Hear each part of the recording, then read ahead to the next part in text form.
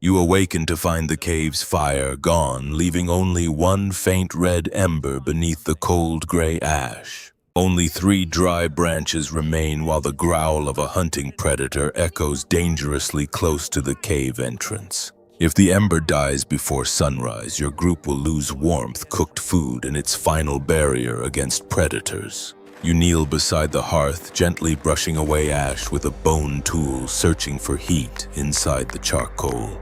The firekeeper wakes in terror, realizing he fell asleep during the coldest and most dangerous hour of night. A gust slips through the rocks, disturbing the ash and shrinking the red glow with every passing breath. You cannot add all 3 branches together because they would burn completely long before the morning finally arrives. The elderly man signals you to gather the embers together while leaving a narrow opening for life-giving air. You place dry tree bark above them, lean closer, and blow steadily to awaken the heat sleeping underneath. The redness slowly spreads through the gray wood, but the flame remains too weak to warm the shivering children.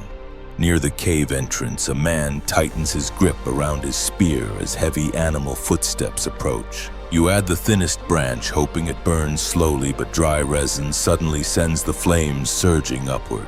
The elderly man pulls the branch away, saving your fuel, but the fragile fire immediately begins weakening again. Your group has barely escaped losing the fire when you discover the remaining wood cannot last through the night. Before you can breathe again, the final dry branch crumbles while one child begins shivering violently beside the hearth. Outside the cave, fresh tracks appear across the snow, showing that the predator is circling toward your safest path. You must find fuel immediately, but opening the cave now could lead the waiting predator directly toward the children. The elderly man quickly covers the embers with ash, reducing airflow and preserving their heat for a little longer. You divide the remaining bark, saving 1/2 for relighting and handing the other to the entrance guard. 2 adults crawl toward the rear opening, but a freezing gust suddenly drives loose snow across the ember bed. You shield it with your body, feeling sparks touch your skin as the red center sinks beneath damp ash. The man near the entrance whispers that the predator is approaching because its breath now appears clearly beyond the darkness. You understand the group cannot wait until sunrise, so someone must cross the darkness and reach the sheltered trees. Before you can step forward, the weakest ember turns black and every face immediately fixes upon your hands. You step outside before anyone can stop you. Freezing wind strikes your face as the growl shifts toward the rocky slope. The spearman moves along your left side while a young woman presses a bundle of dry bark against her chest. The 3 of you push through deep snow. Every footstep sounds painfully loud, making the darkness feel closer.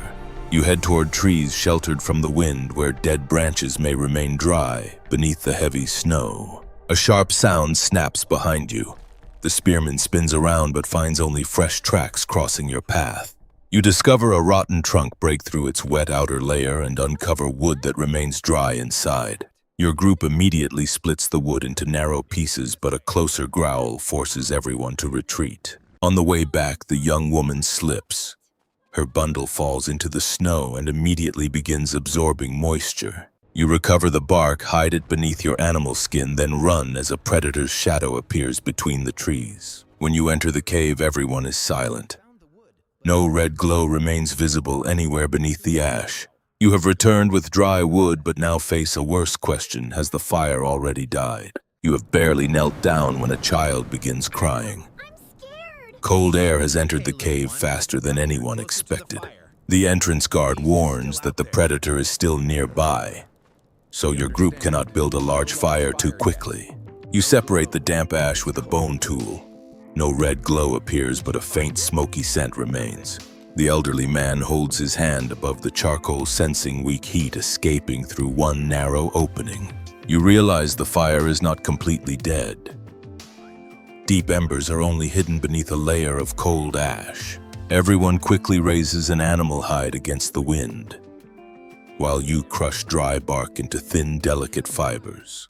You place the tinder over the warmest point and blow gently, but moisture makes the first smoke disappear immediately. The young woman opens her hide covering, removes the remaining dry bark, and offers it with trembling hands. You try one final time. Thicker smoke rises, then a tiny flame suddenly catches the narrow wooden splinters. The group has no time to celebrate. Falling stones outside reveal that the predator has moved dangerously closer.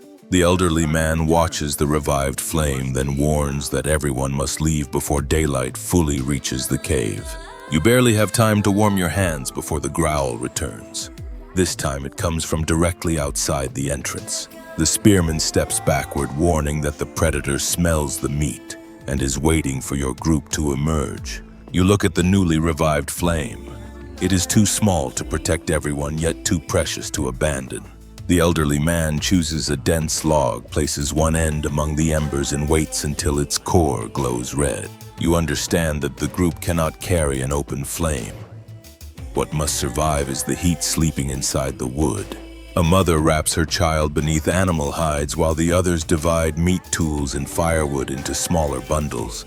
Nobody speaks. In your world, one delayed movement can leave a child frozen or an adult taken by predators. You place the glowing wood inside dry bark, then wrap hide around it to keep the snow from reaching it. Wrap it too tightly and the ember suffocates. Leave it too open and it burns away your only chance. The elderly man leaves a narrow air gap, then gives you the bundle as though handing over everyone's lives. The spearman throws a burning branch beyond the entrance. The predator retreats, creating your only opening to escape.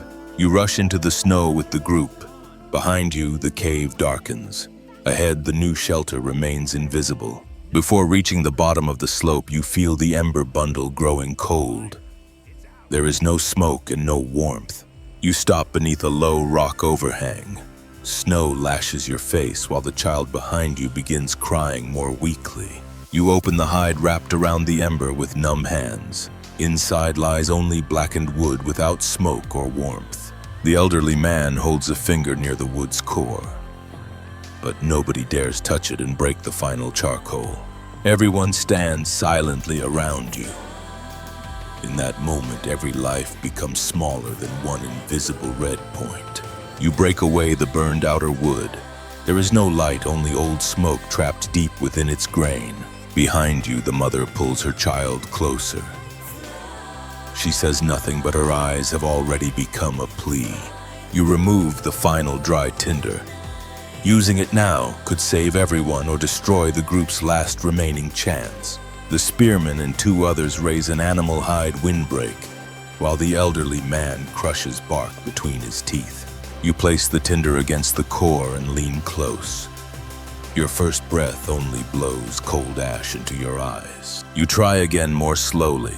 A thin thread of smoke appears so fragile that everyone fears looking directly at it. The smoke thickens for several heartbeats. Then, deep inside the wood, one tiny red point begins to emerge. Before you can smile, the wind tears through the shelter and rips the final tinder from your hands. You lunge after the flying tinder. It lands beside the snow only a hand's width from the freezing moisture. The young woman catches it first. She presses the fibers against her chest, protecting their last remaining dryness. The spearman kneels to block the wind while two others arrange stones into a low, protective wall. You place the smoldering wood inside the human circle. The red point remains but weakens with every heartbeat. The elderly man warns you not to add large branches yet. Weight applied too early could kill the newborn flame. You place several bark fibers against the ember and blow slowly, keeping your breath from scattering the surrounding ash. Smoke appears once again. Everyone leans closer, but nobody dares move as the thin stream begins thickening. A tiny flame rises and bends sharply. The mother shields it with her back while holding her child close. You add the thinnest branch. The flame grips it, creeping through the grain like a creature awakening from sleep. The group gradually adds larger branches, resisting the hunger for warmth and refusing to suffocate the growing fire. The child stops crying when warmth reaches its face. Yet the elderly man continues watching the embers beneath. You understand that victory is not the flame burning above, but the new red embers forming underneath. You sit near the newly built fire, but nobody sleeps. The first mistake remains visible across every exhausted face. The elderly man reorganizes the watches, teaching everyone to read ember colors, smoke direction, and the rhythm of burning wood. The older children are allowed to sit closer. They watch ash preserve heat and narrow airflow feed the red embers. You realize fire does not survive for months by always burning high. It survives by being lowered, covered, and awakened. Sometimes your group preserves embers beneath the ash. At other times, they carry glowing wood through snow and wind. Archaeology cannot reconstruct every night exactly, but ash, charcoal, and burned ground reveal that fire was managed over long periods. What seems more certain is that no single person could stay awake, gather fuel, and protect the fire forever. Therefore, responsibility is divided. One person watches at night, another gathers fuel, while elders teach the smallest warning signs. Across many weeks and months, the fire changes its shape, but the chain of care surrounding it never breaks. You understand your ancestors did not preserve one immortal flame. They preserved a shared survival practice within the community. Whenever one person remains awake beside the red embers, everyone else may sleep without falling completely into darkness.